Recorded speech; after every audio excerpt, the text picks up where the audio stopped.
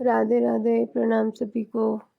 वसुदेव सुतं देवं कंसचाणूरमर्दनं देवकी परमानंदं कृष्णं वंदे जगद्गुरुं। श्री कृष्णं वंदे जगद्गुरुं। कल श्लोक 29 तक की चर्चा हो गई थी। आज आगे 30वां श्लोक। जिससे मनुष्य कर्मों में फंस जाता है, उस कर्म और कर्मफल की आसक्ति से छूटने के लिए क्या करना चाहिए, इसको भगवान आगे के श्लोक में बताते हैं। मयि सर्वाणि कर्माणि सन्न्यस्याध्यात्मचेतसा निराशीर्निर्ममो भूत्वा युध्यस्व विगतज्वरा। तू विवेकवती बुद्धि के द्वारा संपूर्ण कर्तव्य कर्मों को मेरे अर्पण करके कामना रहित, ममता रहित और संताप रहित होकर युद्ध रूप कर्तव्य कर्म को कर। व्याख्या। मयि सर्वाणि कर्माणि सन्न्यस्याध्यात्म चेतसा। प्रायः साधक का यह विचार रहता है कि कर्मों से बंधन होता है और कर्म किए बिना कोई रह सकता नहीं, इसलिए कर्म करने से तो मैं बन जाऊंगा। अतः कर्म किस प्रकार करने चाहिए जिससे कर्म बंधनकारक न हो, प्रत्युत मुक्तिदायक हो जाए।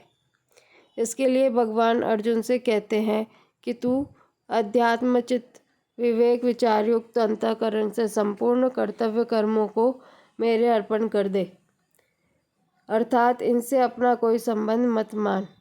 कारण कि वास्तव में संसार मात्र की संपूर्ण क्रियाओं में केवल मेरी शक्ति ही काम कर रही है।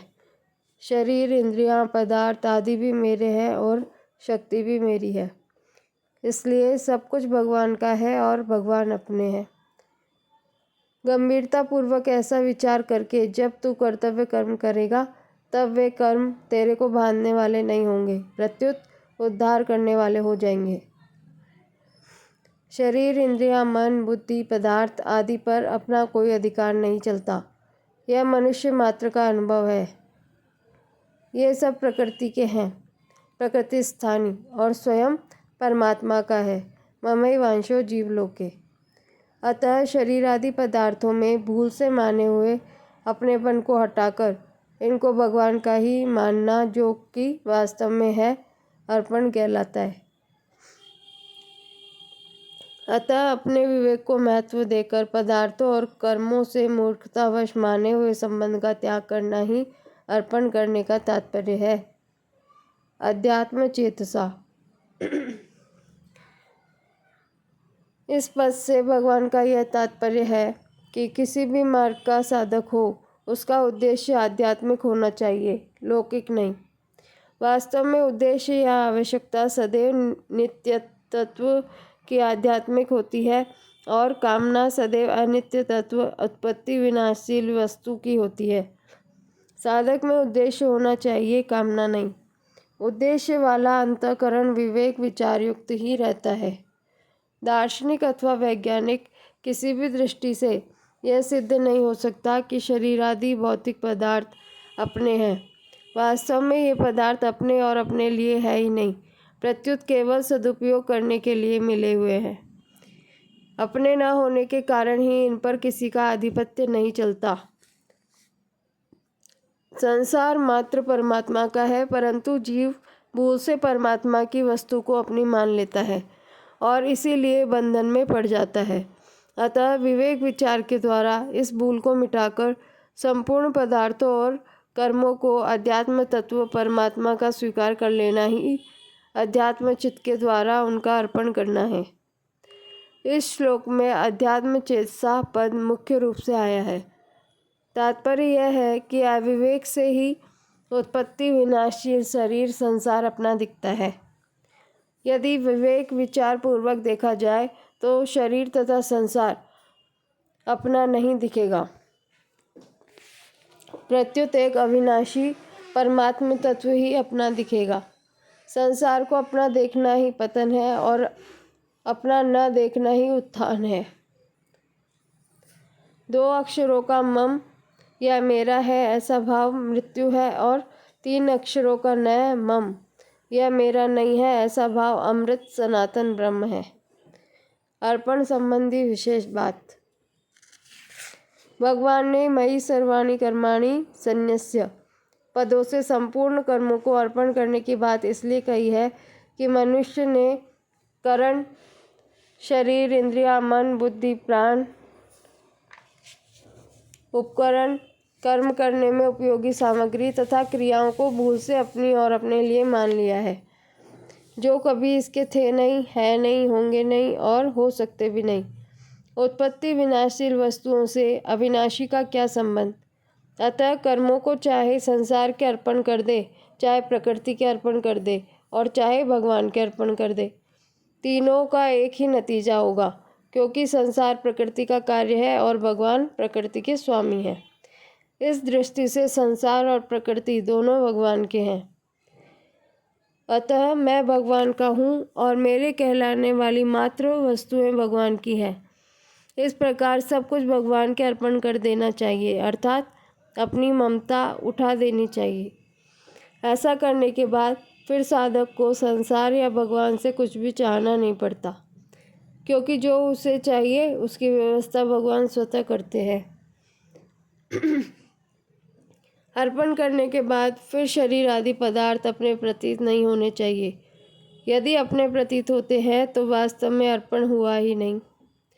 इसलिए भगवान ने विवेक विचार युक्त चित्त से अर्पण करने के लिए कहा है, जिससे यह वास्तविकता ठीक तरह से समझ में आ जाए कि ये पदार्थ भगवान के ही हैं, अपने हैं ही नहीं। भगवान के अर्पण की बात ऐसी विलक्षण है कि किसी तरह से उकता कर भी अर्पण किया जाए तो भी लाभ ही लाभ है, कारण कि कर्म और वस्तुएं अपनी है ही नहीं। कर्मों को करने के बाद भी उनका अर्पण किया जा सकता है, पर वास्तविक अर्पण पदार्थों और कर्मों से संबंध विच्छेद होने पर ही होता है। पदार्थों और कर्मों से संबंध विच्छेद तभी होता है जब यह बात ठीक ठीक अनुभव में आ जाए कि कारण, शरीर आदि, उपकरण, सांसारिक पदार्थ, कर्म और स्वयं ये सब भगवान के ही है। साधक से प्राय यह भूल होती है कि वह उपकरणों को तो भगवान का मानने की चेष्टा करता है, पर करण तथा स्वयं भी भगवान के हैं, इस पर ध्यान नहीं देता, इसलिए उसका अर्पण अधूरा रह जाता है। अतः साधक को करण, उपकरण, क्रिया और स्वयं सभी को एकमात्र भगवान का ही मान लेना चाहिए, जो वास्तव में उन्हीं के हैं। कर्मों और पदार्थों का स्वरूप से त्याग करना अर्पण नहीं है। भगवान की वस्तु को भगवान के ही मानना वास्तविक अर्पण है। जो मनुष्य वस्तुओं को अपनी मानते हुए भगवान के अर्पण करता है, उसके बदले में भगवान बहुत वस्तुएं देते हैं। जैसे पृथ्वी में जितने बीज बोए जाएं, उससे कई गुना अधिक अन्न पृथ्वी देती है, पर कई गुना मिलने पर भी वह सीमित ही मिलता है।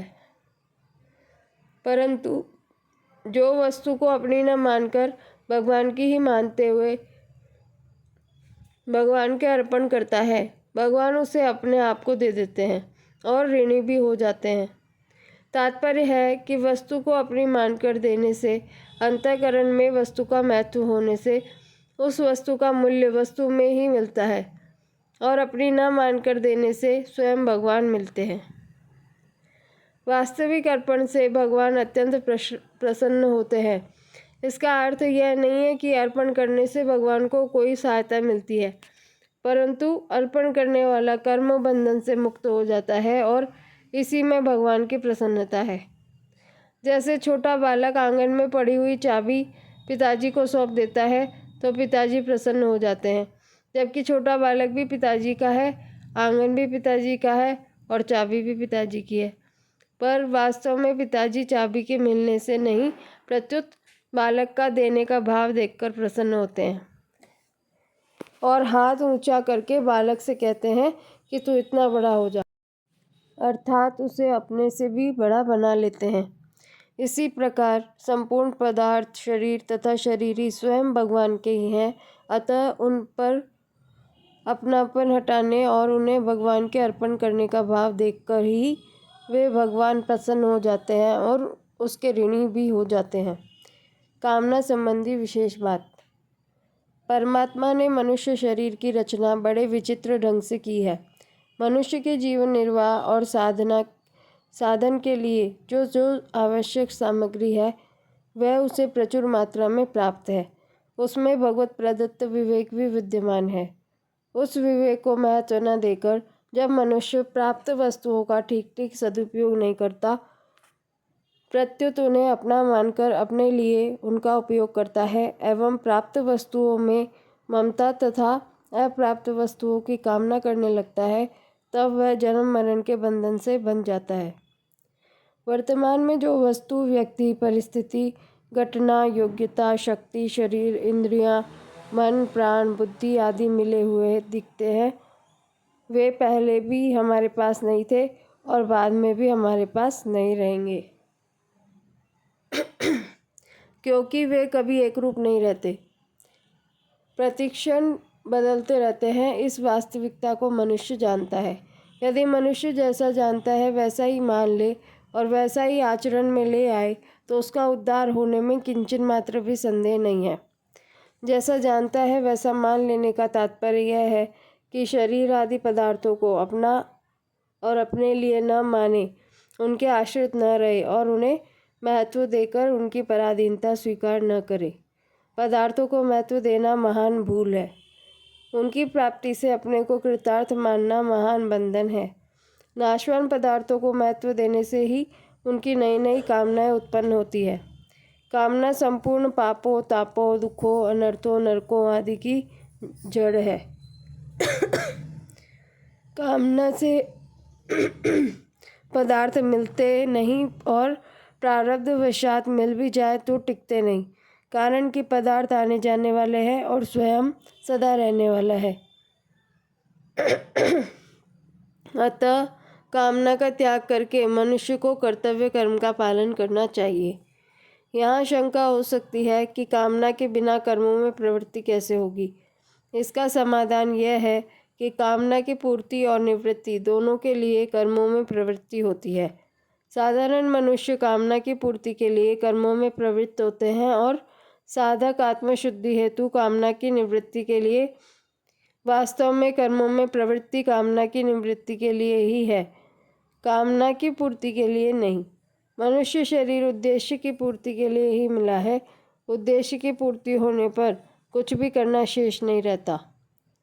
कामना पूर्ति के लिए कर्मों में प्रवृत्ति उन्हीं मनुष्यों की होती है जो अपने वास्तविक उद्देश्य नित्य तत्व परमात्मा की प्राप्ति को भूले हुए हैं। ऐसे मनुष्यों को भगवान ने कृपण, दीन या दया का पात्र कहा है। कृपणा फल हेतुः। इसके विपरीत जो मनुष्य उद्देश्य को सामने रखकर कामना की निवृत्ति के लिए कर्मों में प्रवृत्त होते हैं, उन्हें भगवान ने मनीषी, बुद्धिमान या ज्ञानी कहा है। फलम त्यक्त्वा मनीषिणः। सेवा, स्वरूप बोध और भगवत प्राप्ति का भाव उद्देश्य है, कामना नहीं। नाशवान पदार्थों की प्राप्ति का भाव ही कामना है। अतः कामना के बिना कर्मों में प्रवृत्ति नहीं होती, ऐसा मानना भूल है। उद्देश्य की पूर्ति के लिए भी कर्म सुचारू रूप से होते हैं। अपने अंशी परमात्मा से विमुख होकर संसार जड़ता से अपना संबंध मान लेने से ही आवश्यकता और कामना दोनों की उत्पत्ति होती है। संसार से माने हुए संबंध का सर्वथा त्याग होने पर आवश्यकता की पूर्ति और कामना की निवृत्ति हो जाती है। निराशीर निर्ममो भूत्वा युद्धस्व विगतज्वरः।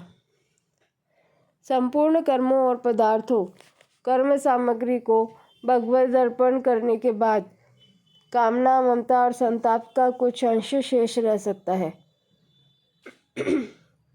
उदाहरणार्थ, हमने किसी को पुस्तक दी, उसे वह पुस्तक पढ़ते हुए देखकर हमारे मन में ऐसा भाव आ जाता है कि वह मेरी पुस्तक पढ़ रहा है।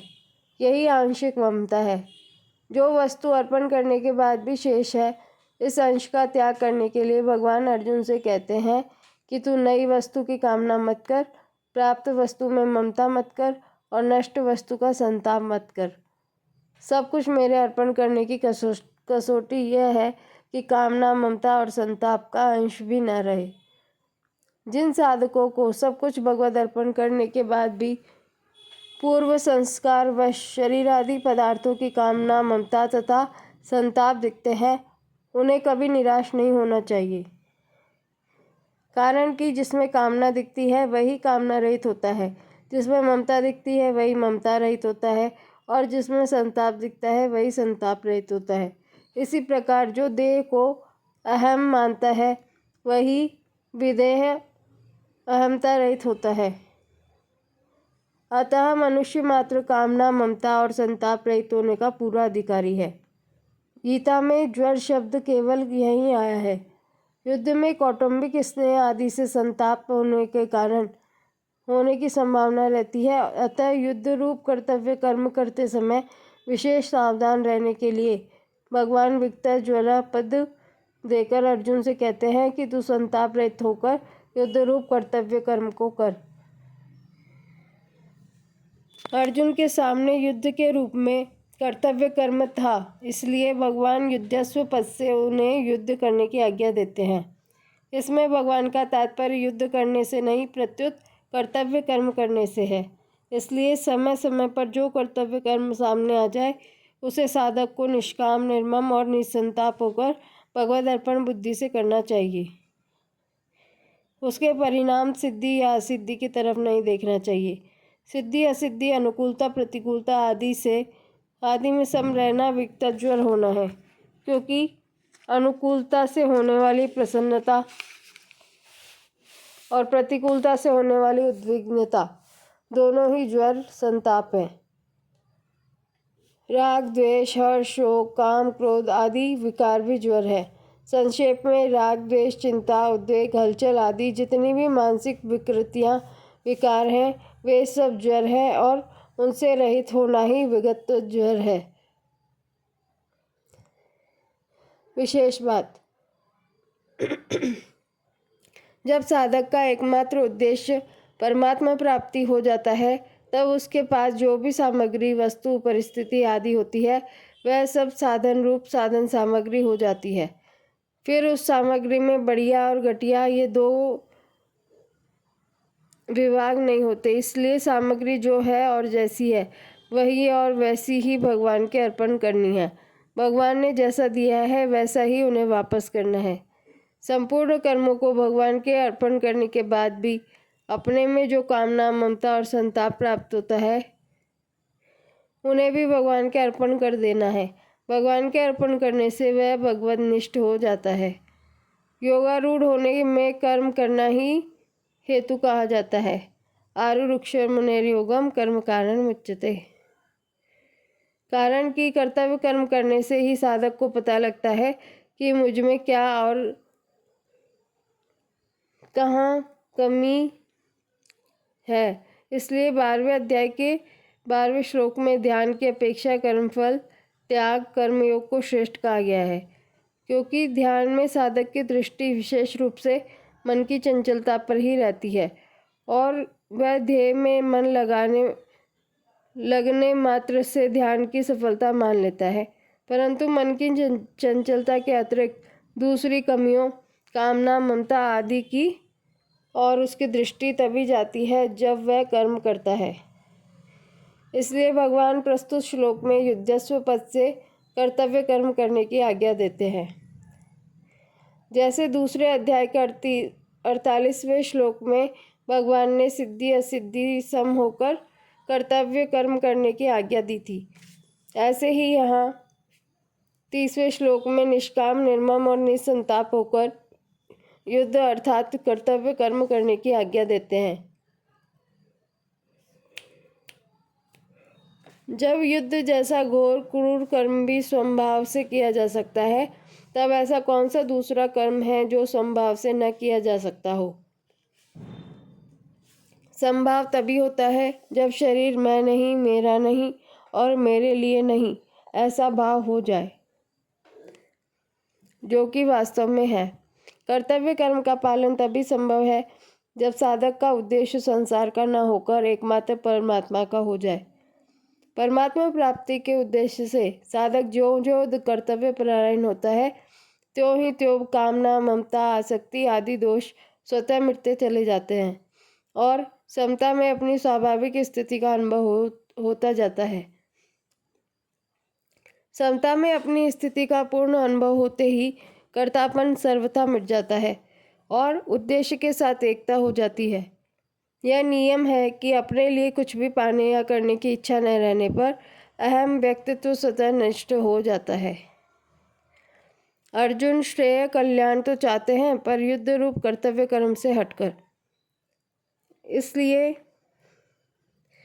अर्जुन के द्वारा अपना श्रेय पूछने पर भगवान उन्हें युद्ध रूप कर्तव्य कर्म करने की आज्ञा देते हैं, क्योंकि भगवान के मतानुसार कर्तव्य कर्म करने से अर्थात कर्म योग से ही भी श्रेय की प्राप्ति होती है और ज्ञान योग एवं भक्ति योग से भी होती है। परिशिष्ट भाव। अब तक तो भगवान ने अर्जुन के प्रश्न मुझे घोर कर्म में क्यों लगाते हो का ही कई तरह से उत्तर दिया। अब इस श्लोक में भगवान निष्ठा के अनुसार कर्म करने की विधि बताते हैं। संपूर्ण कर्मों को मेरे अर्पण कर, ऐसा कहने का तात्पर्य है कि क्रिया और पदार्थ को अपने और अपने लिए न मानकर मेरे और मेरे लिए ही मान। कारण कि भगवान समग्र हैं और संपूर्ण कर्म तथा पदार्थ अधिभूत समग्र भगवान के ही अंतर्गत है। उस समग्र भगवान के लिए ही यहाँ मयि पद आया है। इस श्लोक में मयि सर्वाणि कर्माणि संन्यस्य पदों में भक्ति योग की, अध्यात्म चेतसा पद में ज्ञान योग की और निराश निर्ममो भूत्वा युद्धस्व विगतज्वरा पदों में कर्म योग की बात आई है।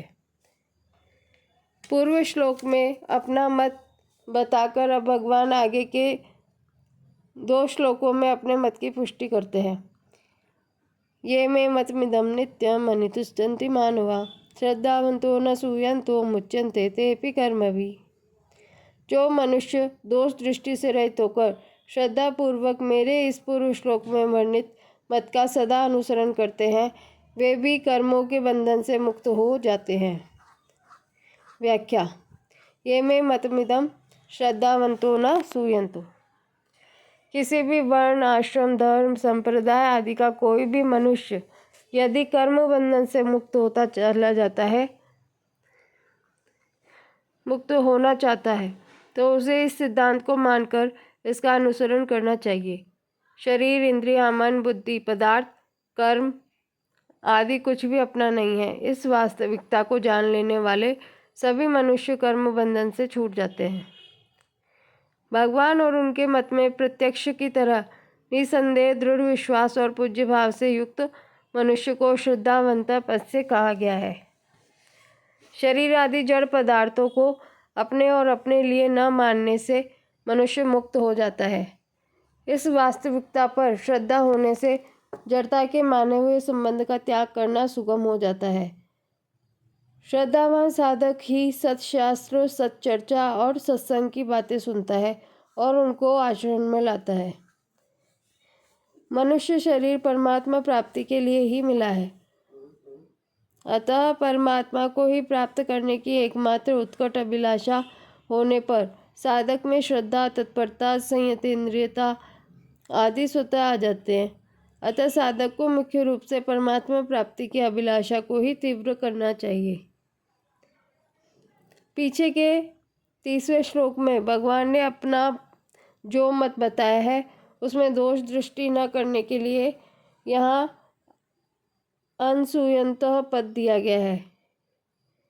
गुणों में दोष देखने को असूया कहते हैं। असूया दोष दृष्टि से रहित मनुष्य को यहाँ अनसूयन्तः कहा गया है। जहाँ श्रद्धा रहती है वहाँ भी किसी अंश में दोष दृष्टि रह सकती है। इसलिए भगवान ने श्रद्धावंत पद के साथ अनसूयन्त पद भी देकर मनुष्य को दोष दृष्टि से सर्वथा रहित पूर्ण श्रद्धावान होने के लिए कहा है।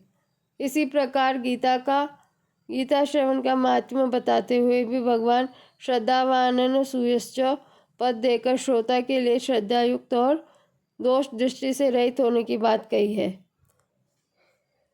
भगवान का मत तो उत्तम है, पर भगवान कितनी आत्मश्लाघा अभिमान की बात कहते हैं कि सब कुछ मेरे ही अर्पण कर दो, अथवा यह मत तो अच्छा है पर कर्मों के द्वारा भगवत प्राप्ति कैसे हो सकती है, कर्म तो जड़ है और बांधने वाले होते हैं, आदि आदि भाव आना ही भगवान के मत में दोष दृष्टि करना है। साधक को भगवान और उनके मत दोनों में ही दोष दृष्टि नहीं करनी चाहिए। वास्तव में सब कुछ भगवान का ही है, परंतु मनुष्य भूल से भगवान की वस्तुओं को अपनी मानकर बन जाता है और ममता कामना के वशीभूत होकर दुख पाता रहता है। अतः इस अपनेपन का त्याग करवाकर मनुष्य का उद्धार करने के लिए कि वह सदा के लिए सुखी हो जाए, भगवान अपनी सहज करुणा से सब कुछ अपने अर्पण करने की बात कहते हैं। अतः इस विषय में दोष दृष्टि करना अनुचित है। यह तो भगवान का परम सौहार्द कारुण्य वात्सल्य ही है कि अपने में कोई अपूर्णता कमी और आवश्यकता न होने पर भी केवल मनुष्य के कल्याणार्थ वे समस्त कर्मों को अपने अर्पण करने के लिए कहते हैं। भगवान का मत ही लोक में सिद्धांत कहलाता है। सर्वोपरि सिद्धांत को ही यहाँ मतम पद से कहा गया है। भगवान ने अपनी सहज सरलता एवं निरभिमानता के कारण सर्वोपरि सिद्धांत को मत नाम से कहा है। यह मत या सिद्धांत त्रिकाल में एक जैसा रहता है, अर्थात इसमें कभी कोई परिवर्तन नहीं होता, चाहे कोई श्रद्धा करे या ना करे। यहाँ नित्यम पद मतम का विशेषण नहीं, प्रत्युत अनुतिष्ठन्ति पद का ही विशेषण है। कारण कि भगवान नित्य हैं, अतः उनसे संबंधित समस्त वस्तुएं भी नित्य ही हैं। भगवान का मत भी नित्य है। भगवान का मत सर्वोपरि सिद्धांत है और सिद्धांत वही होता है जो कभी मिटता नहीं। अतः भगवान का मत तो नित्य है ही, उसका अनुष्ठान नित्य होना चाहिए। इसलिए यहाँ क्रिया विशेषण नित्यम पद देने का तात्पर्य है भगवान के मत पर नित्य निरंतर स्थित रहना और इसके अनुसार अनुष्ठान करना। प्रश्न: भगवान का मत क्या है और उसका सदा अनुष्ठान कैसे किया जाए? उत्तर: मिली हुई कोई भी वस्तु अपनी नहीं है, यह भगवान का मत है। शरीर, इंद्रियां, मन, बुद्धि, प्राण, धन, संपत्ति, पदार्थ आदि सब प्रकृति के कार्य हैं और संसार भी प्रकृति का कार्य है। इसलिए इन वस्तुओं की संसार से एकता है तथा परमात्मा का अंश होने से स्वयं की परमात्मा से एकता है। अतः ये वस्तुएं व्यक्तिगत अपनी नहीं है, प्रत्युत इनके उपयोग का अधिकार व्यक्तिगत है।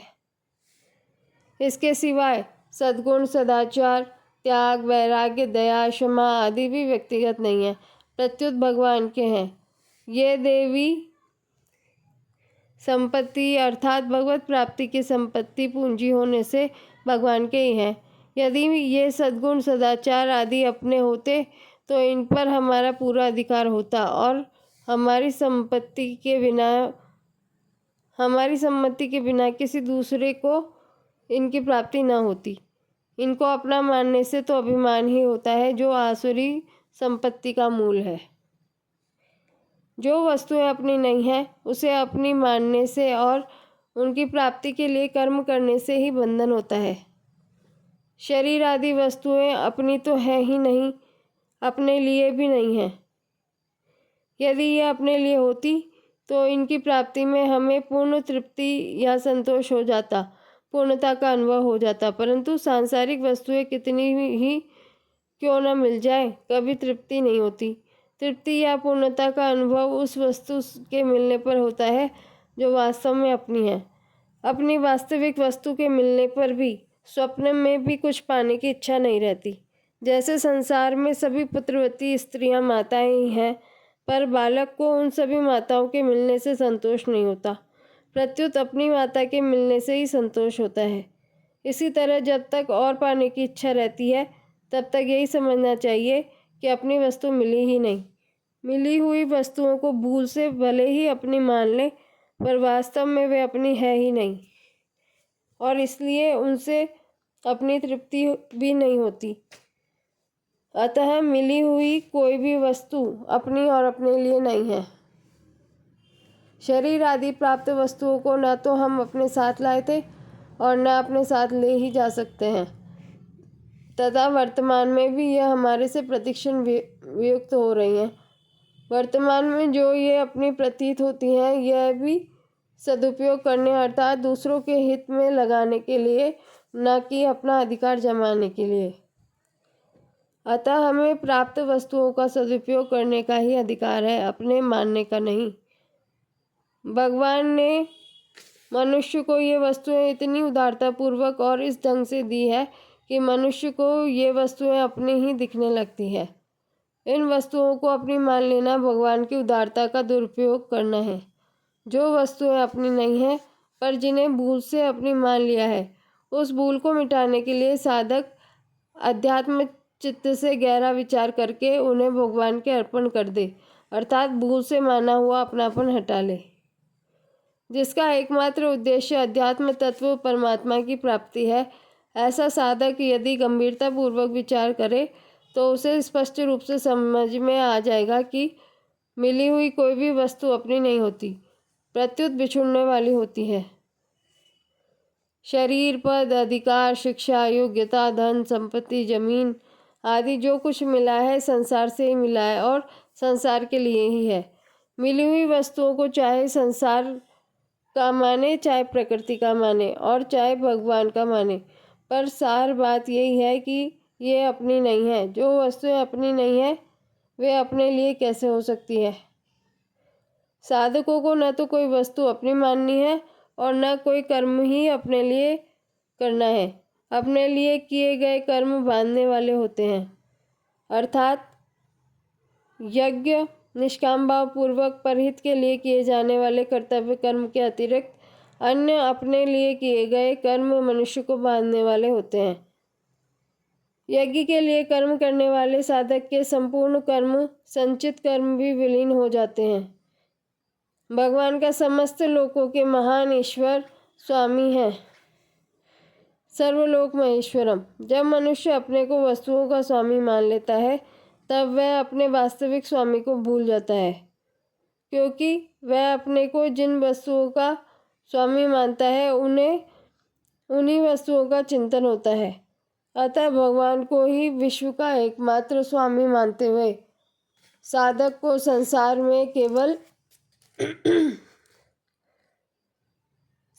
में सेवक की तरह रहना चाहिए। सेवक अपने स्वामी के समस्त कार्य करते हुए भी अपने को कभी स्वामी नहीं मानता। अतः साधक को शरीर, इंद्रिया, मन, बुद्धि, पदार्थ आदि को अपना न मानकर केवल भगवान का मानते हुए अपने कर्तव्य का पालन कर लेना चाहिए। कर्म करने से निमित्त मात्र बन जाना चाहिए। अपने में स्वामी पने का अभिमान नहीं करना चाहिए। सर्वस्व भगवत अर्पण करने के बाद लाभ, हानि, मान, अपमान, सुख, दुख आदि जो कुछ आए उनको भी साधक भगवान का ही माने और उनसे अपना कोई प्रयोजन न रखे। कर्तव्य मात्र प्राप्त परिस्थिति के अनुरूप होता है। परिस्थिति के अनुरूप प्रसन्नता पूर्वक अपने कर्तव्य का पालन करता रहे, यही भगवान के मत का सदा अनुसरण करना है। मुच्यन्ते तेपि कर्मभिः। भगवान अर्जुन से मानो यह कहते हैं कि मैं तुम्हें जो तो सर्वस्व मेरे अर्पण करके कर्तव्य कर्म करने की स्पष्ट आज्ञा दे रहा हूँ। अतः मेरी आज्ञा का पालन करने से तुम्हारे मुक्त होने में कोई संदेह नहीं है। परंतु जिनको मैं इस प्रकार स्पष्ट आज्ञा नहीं देता हूँ, वो भी अगर इस मत मिले हुए को अपना न मानकर कर्तव्य कर्म का पालन करना इसके अनुसार चलेंगे तो वे भी मुक्त हो जाएंगे। कारण कि यह मत ही ऐसा है कि चाहे मुझे माने या न माने, केवल इस मत का पालन करने से ही मनुष्य मुक्त हो जाता है। परिशिष्ट भाव। भगवान का मत ही वास्तविक और सर्वोपरि सिद्धांत है, जिसके अंतर्गत सभी मतांतर आ जाते हैं। परंतु भगवान अभिमान न करके बड़ी सरलता से, नम्रता से अपने सिद्धांत को मत नाम से कहते हैं। तात्पर्य है कि भगवान ने अपने अथवा दूसरे किसी के भी मत का आग्रह नहीं रखा है, प्रत्युत निष्पक्ष होकर अपनी बात सामने रखी है। मत सर्वोपरि नहीं होता, प्रत्युत व्यक्तिगत होता है। हर एक व्यक्ति अपना अपना मत प्रकट कर सकता है, परंतु सिद्धांत सर्वोपरि होता है जो सबको मानना पड़ता है। इसलिए गुरु शिष्य में भी मतभेद तो हो सकता है, पर सिद्धांत भेद नहीं हो सकता। ऋषि, मुनि, दार्शनिक अपने अपने मत को भी सिद्धांत नाम से कहते हैं, परंतु गीता में भगवान अपने सिद्धांत को भी मत नाम से कहते हैं। ऋषि, मुनि, दार्शनिक, आचार्य आदि के मतों में तो भेद रहता है, पर भगवान के मत अर्थात सिद्धांत में कोई मतभेद नहीं है। अब आगे के श्लोक की चर्चा कल करेंगे। राधे राधे।